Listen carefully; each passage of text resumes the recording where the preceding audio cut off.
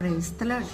అనుదినం మనము దేవుని యొక్క కృపను పొందొచ్చు, దేవుని యొక్క ప్రేమను అనుభవిస్తూ ఆయనలో మనము సంతోషంగా ఉన్నామని నమ్ముచూ ఉన్నాం కదా. ఈరోజు దేవుడు మీతో ఏమని మాట్లాడుచున్నాడో తెలుసా? మీరు చదివినట్లయితే కీర్తనల గ్రంథము 115వ అధ్యాయము 12వ వచనంలో, యెహోవా మిమ్మును మరిచిపోలేదు, ఆయన మిమ్మును ఆశీర్వదించును అని ఉంటుంది కదా.